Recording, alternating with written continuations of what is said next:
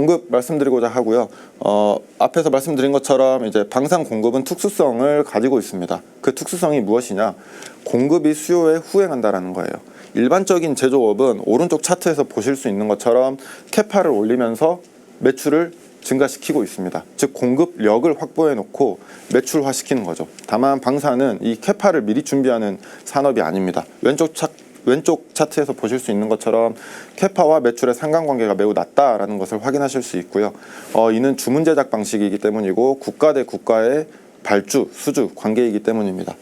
그래서 이제 방산 공급이 가지는 특수성은 공급이 수요에 후행한다라는 것이고요. 이 공급이 수요에 후행함에 따라서 발생하는 또 다른 특성이 과점 시장이다라는 것입니다.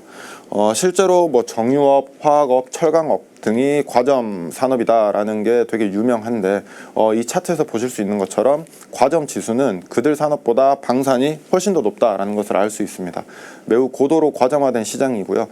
실제로 많은 분들이 글로벌 방산 기업을 말해봐라 라고 하면은 로키드 마틴 외에 크게 뭐 말하는 사람이 없습니다. 그만큼 몇 개 소수 기업이 전체 시장을 잡고 있다라는 것입니다.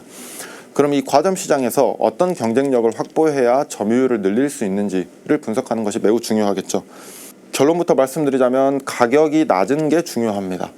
여기 차트에서 보실 수 있는 것처럼 가격을 낮춰서 Q를 늘려가는 거고요. 어느 순간에 그 한계가 있을 수는 있지만 그 한계점에 다다르더라도 가격을 올리진 않습니다. 그래서 낮은 가격을 유지하기 위해서 많은 기업들이 노력을 하고 있고요.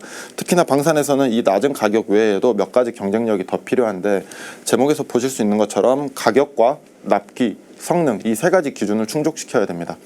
그런데 가격이 낮고 납기는 빠른데 성능이 좋다. 이 세 가지를 동시에 만족시키기는 어렵죠. 그래서 세 가지 조건 중에 어떤 것이 중요한지, 어떤 것의 효용 가치가 높은지를 한번 분석해 볼 거고요.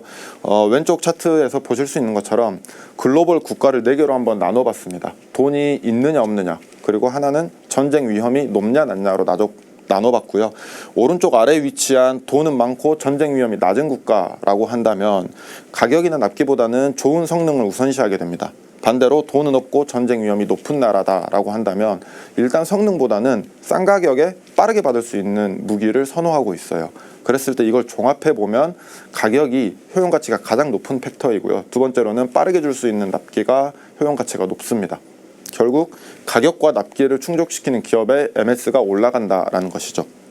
그리고 이런 측면에서 최근 우리나라 방산은 매우 우호적인 흐름을 가져가고 있습니다. 우리나라 방산 같은 경우는 가격과 납기 경쟁력 기반으로 지금 수출 점유율을 올려가고 있는 과정이고요. 올해 2024년 기준으로는 약 3% 정도의 점유율을 차지할 것으로 보입니다. 어떤 경쟁력이 있느냐? 우리나라 가격은 되게 낮습니다. 특히나 이제 전투기 같은 경우는 해외 전투기 대비해서 약 30% 정도 낮은 판가를 형성하고 있고요. 지상방산 쪽, 그러니까 탱크라고 불리는 전차, 자주포 등은 해외랑 비슷한 수준의 가격을 형성하고 있어요. 그래서 가격이 더 낮진 않지만 이미 그 지상방산 쪽에서는 우리나라가 글로벌 점유율 약 40%를 차지하고 있는 만큼 가격을 더 낮출 요인은 크게 존재하지 않는다라고 보고 있습니다. 그래서 방산 종합적으로 볼 때 우리나라는 가격 경쟁력을 갖췄다라고 판단이 되고요. 두 번째로 납기 경쟁력입니다. 방산에서는 납기 지연 현상이 매우 만연합니다. 뭐 4년에 100대를 주기로 계약을 했는데 6년이 걸린다거나 또는 4년 동안 70대밖에 못 준다거나 이런 식으로 납기 지연 현상이 매우 만연한데 우리나라 같은 경우는 납기 지연 현상은 한 번도 없었습니다. 그 납기 내에 전부 다 잘 공급을 하고 있고요. 오히려 그 기간을 당겨서 더 빠르게 공급하고 있는 추세라서 납기 경쟁력은 우리나라가 가지고 있는 매우 강한 경쟁력이다라고 보고 있습니다. 마지막으로 성능 팩터인데 전투기를 중심으로 보자면 우리나라가 아직 미국 대비 성능이 떨어지는 것은 사실입니다. 실제로 이제 미국은 6세대 전투기를 만들고 있고요. 우리나라는 지금 4.5세대 전투기를 만들고 있습니다. 그래서 그 세대도 늦고 성능도 조금 더 떨어진 것은 부정할 수가 없는 사실이고요.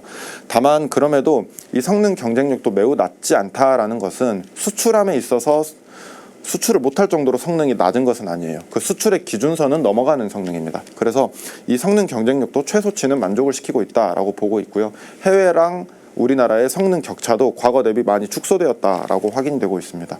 그래서 우리나라는 가격과 납기 중심으로 수출을 늘려나가고 있고 이렇게 수출을 늘려나가는 결과 수주량이 늘어난다라는 것이죠. 그렇게 수주가 늘어나면서 우리나라의 수출 수입 배수도 같이 동반해서 증가하고 있습니다. 차트 보시면 미국 같은 경우는 현재 수출이 수입 대비 약 20배 많은 수준입니다. 그리고 작년 기준으로 우리나라는 수출이 수입 대비 약 3배 많은 수준이에요. 절대치로만 보면은 우리나라가 아직 한참 부족하죠. 다만 최근의 흐름에 주목할 필요가 있습니다. 최근 10년의 흐름을 보면 미국 같은 경우는 뭐 증감을 반복하거나 약간 횡보하는 흐름을 보이고 있어요. 다만 우리나라 같은 경우는 가파르게 수출입 배수가 증가하고 있죠. 즉 수입 대비 수출이 가파르게 증가하고 있는 겁니다. 그래서 이렇게 수출이 증가하는 과정에서 수주 잔고도 매우 높게 쌓여가고 있습니다. 이런 것들이 우리나라 방산 기업들의 전체 실적을 끌어올리는 요인이 될 거고요. 그렇게 실적이 올라가는 과정에서 우리나라 방산 기업들의 주가 역시 동반해서 상승할 수 있다라고 보고 있습니다. 이 부분은 이제 방산 주가에 대한 고민을 조금 더 담았고요. 멀티플 기준으로 우리나라 방산 멀티플이 높은지 낮은지에 대한 차트입니다. 과거에는 우리나라가 해외 대비 멀티플이 매우 높았어요. 다만 최근에는 해외랑 비슷한 수준까지 왔습니다. 결국 수출 비중이 늘어나면서 해외랑 비교할 수 있는 기업이 된 거죠. 그래서 이 해외랑 비교하는 과정에서 보면 현재 대부분 미국이나 유럽에 있는 방산 기업들이 20배 정도의 PER을 부여받고 있습니다. 그리고 우리나라는 약 16배에서 17배 정도의 PER을 부여받고 있는데 아직 좀 더 업사이드가 남아있다라고 볼 수 있죠. 실적 역시 좋아요. 왼쪽 우리나라 방산 같은 경우는 영업이익이 가파르게 증가할 것으로 전망되고 있습니다. 다만 해외 주요 방산 기업 같은 경우는 영업이익의 증가 폭이 조금 더 제한적이에요. 그럼 이렇게 이익이 증가하는 과정에서 멀티플, PER 멀티플은 자연스럽게 하향 안정화될 것이고요. 오히려 업사이드는 더 커질 수 있다라고 보고 있습니다. 네, 여기까지 말씀을 드리고요. 종합적으로 한 번 더 말씀을 드리자면 우리나라 방산업체는 현재 매우 좋은 업황을 가지고 있습니다. 정세는 불안하고 수요는 증가하고 그에 따라서 공급량은 많이 필요합니다. 공급량은 많이 필요한데 우리나라 방산 기업들이 가격과 납기 기준으로 점유율을 늘려나간다라고 하면 전체 매출 사이즈 그리고 그에 따라서 이익 규모는 커질 수밖에 없는 구조를 가지고 있습니다. 이렇게 매출과 이익이 증가하는 과정에서 주가 상승 계속해서 이어질 것이라고 보고 있고요. 여전히 우리나라 방산에 대해서 투자하는 것이 좋은 접근이다라고 보고 있습니다. 앞으로도 방산에 대해서 오버웨이트 관점 유지하고 투자하시면 큰 도움 될 것이라고 보고 있습니다. 네, 여기까지 발표하도록 하겠습니다. 감사합니다.